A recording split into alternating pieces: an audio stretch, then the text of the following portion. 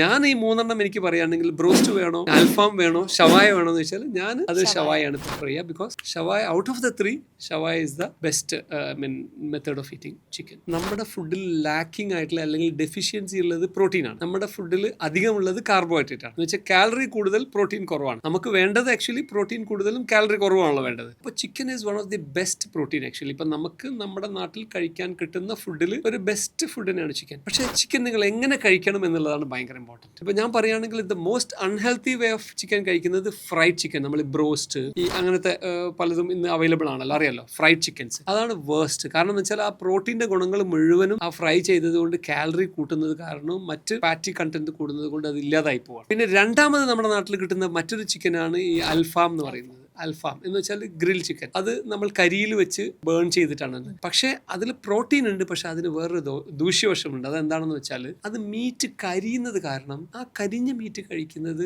കുടലിന്റെ ക്യാൻസറിന്റെ ഇൻസിഡൻസ് കൂട്ടുമെന്ന് പറയുന്നുണ്ട്.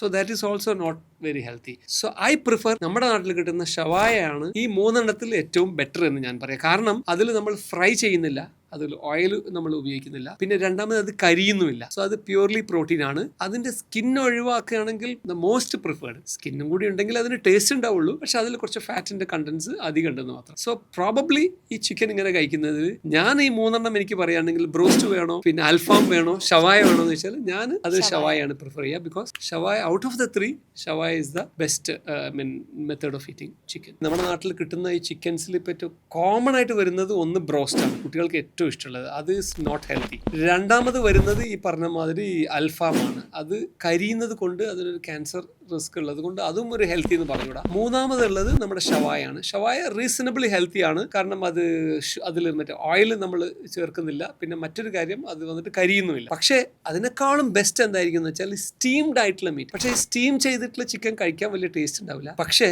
അത് ഈ മന്തിയിലൊക്കെ സ്റ്റീം ആയിട്ട് വരുന്നുണ്ടല്ലോ, അങ്ങനെ വരുമ്പോൾ അതിനൊരു ഫ്ലേവേർഡ് ആയിട്ടുള്ള ഒരു ചിക്കൻ ആയിരിക്കും. പ്രോബബ്ലി നമ്മുടെ നാട്ടിൽ കഴിക്കുന്ന ചിക്കനിൽ ഏറ്റവും ബെസ്റ്റ് ആയിട്ടുള്ളത് ചിലപ്പോൾ ഒരു സ്റ്റീംഡ് ആയിട്ട് വരുന്ന ഈ ചിക്കൻ ആയിരിക്കും.